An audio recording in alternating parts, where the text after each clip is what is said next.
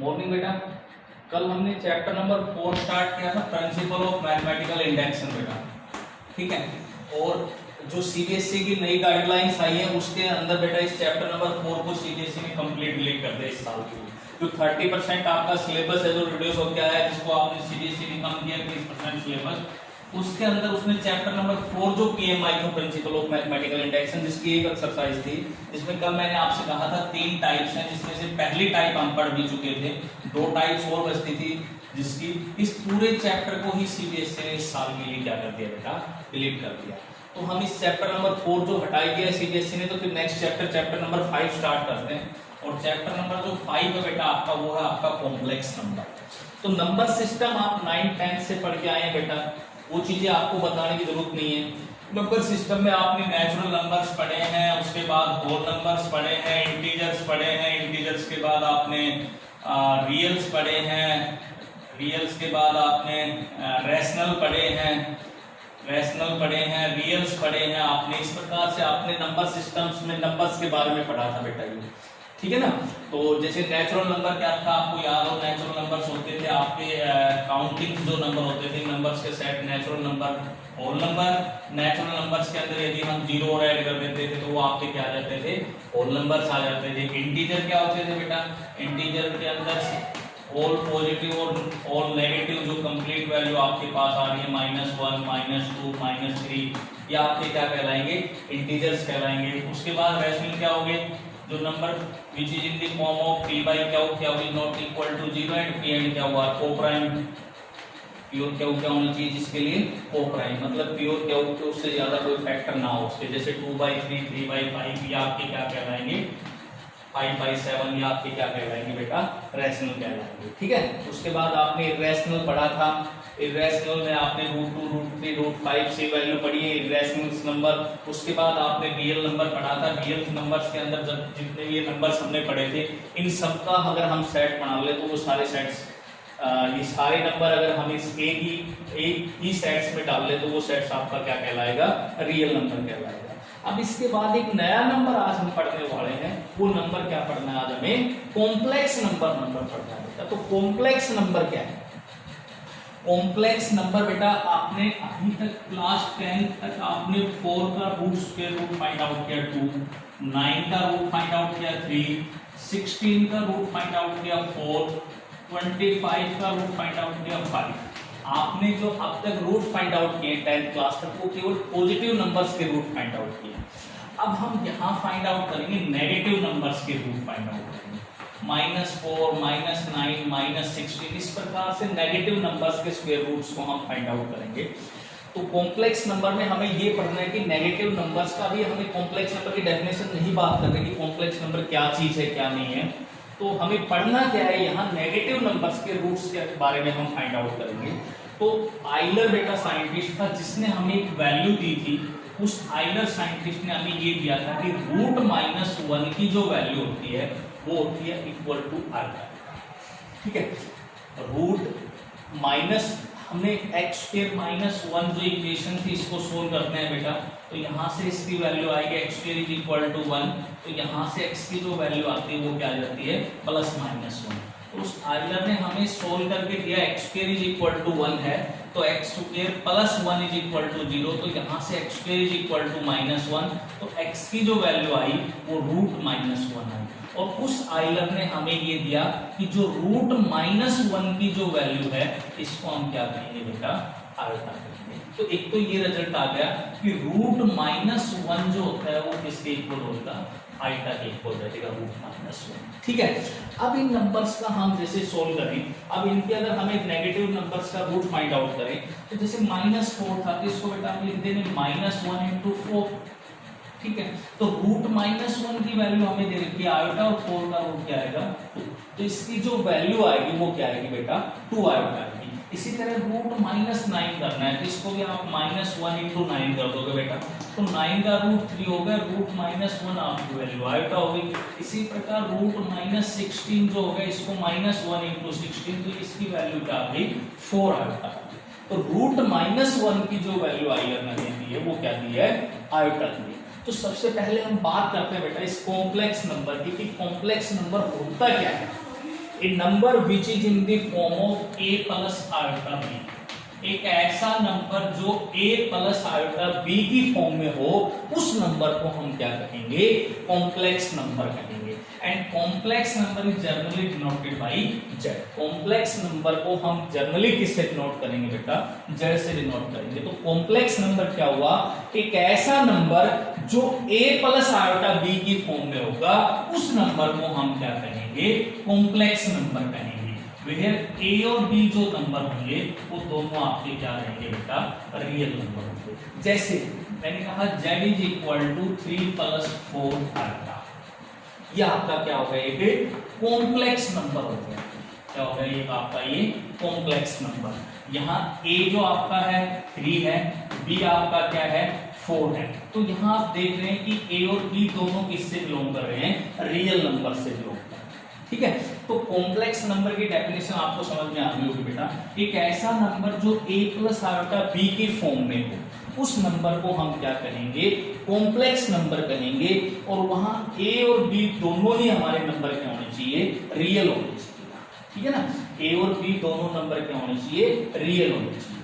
ठीक है, तो जो a वाला पार्ट कहलाएगा वो आपका कहलाएगा बेटा रियल पार्ट। बिना जो आयोटा के साथ जो पार्ट आता है वो क्या कहलाएगा, रियल पार्ट। और जो आयोटा के साथ आता है वो पार्ट आपका क्या कहलाएगा, इमेजिनरी पार्ट। आयोटा के साथ जो आएगा वो पार्ट आपका क्या कहलाएगा, इमेजिनरी पार्ट। ठीक है, तो एक ऐसा नंबर जो a प्लस आयोटा b की फॉर्म में हो, उस नंबर को हम क्या कहेंगे, कॉम्प्लेक्स नंबर कहेंगे। यानी इसके दो पार्ट हो गए यहाँ, एक पार्ट आपका कहलाएगा रियल और एक पार्ट आपका क्या कहलाएगा बेटा, इमेजिनरी। ठीक है, अब मैंने आपसे कहा z इज इक्वल टू जैसे 3 प्लस 4 आयोटा, तो इसके इमेजिनरी पार्ट की वैल्यू बताइए आप। तो यहाँ इमेजिनरी पार्ट की जो वैल्यू होगी, तो आयोटा के साथ जो वैल्यू है वो क्या कहलाएगी, इमेजिनरी वैल्यू कहलाएगी। तो यहाँ इमेजिनरी इसकी वैल्यू क्या आएगी बेटा, 4 आएगी। और अगर हम बात करें रियल वैल्यू की, तो इसकी रियल वैल्यू बगैर आयोटा, तो बगैर आयोटा की जो वैल्यू आएगी वो रियल वैल्यू, इसकी रियल वैल्यू क्या आएगी, क्या आएगी, 3 आएगी। ठीक है, अब कहते हैं कि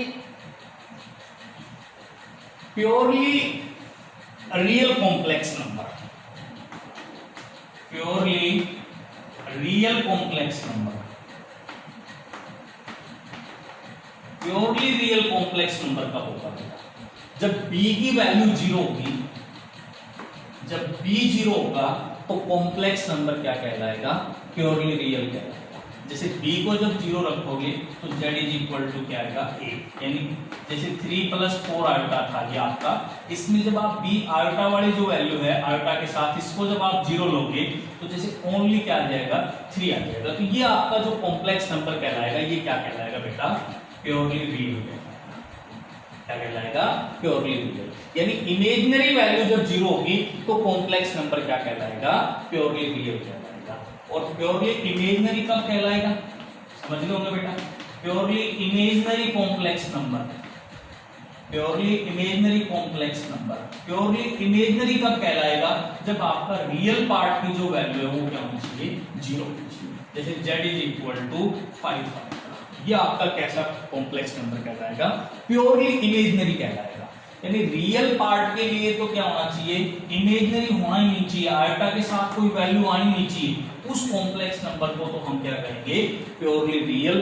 और जिसमें रियल पार्ट नहीं आ रहा है, केवल इमेजिनरी वैल्यू आ रही है, रियल पार्ट आपका खत्म आ रहा है, वो क्या कहलाएगा, प्योरली इमेजिनरी कॉम्प्लेक्स नंबर। ठीक है, आगे यहां तक बात समझ बेटा।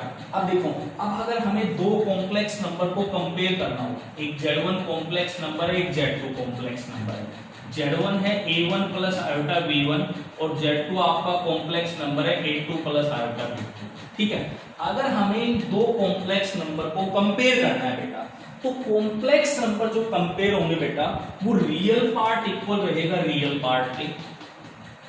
ठीक है, और इमेजिनरी पार्ट जो होगा वो इक्वल होगा किसके, इमेजिनरी पार्ट। ध्यान रखना, कॉम्प्लेक्स नंबर में अगर हम किसी भी दो कॉम्प्लेक्स नंबर को कंपेयर करेंगे तो जो रियल पार्ट होगा वो इक्वल रहेगा रियल पार्ट के, और जो इमेजिनरी पार्ट होगा वो किसके इक्वल रहेगा, इमेजिनरी पार्ट के।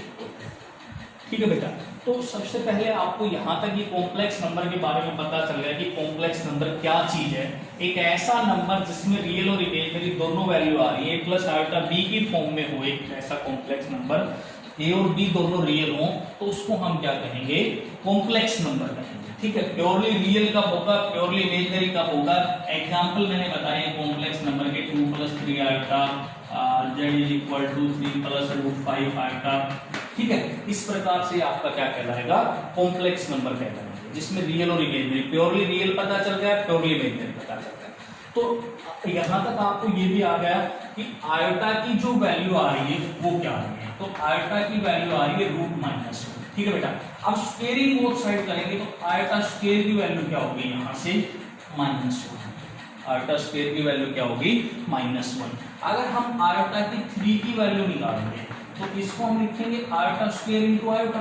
आयोटा क्यूब की वैल्यू अगर हमें निकालनी है तो आयोटा स्क्वेयर की वैल्यू क्या थी, -1 इंटू आयोटा, तो ये क्या आएगा, माइनस आयोटा आएगा आयोटा 3 की वैल्यू। और आयोटा 4 की वैल्यू निकालेंगे तो क्या होगा, iota square into iota square. तो आयोटा स्क्वेयर की वैल्यू -1 और आयोटा स्क्वेयर की वैल्यू -1, तो क्या वैल्यू आएगी, +1।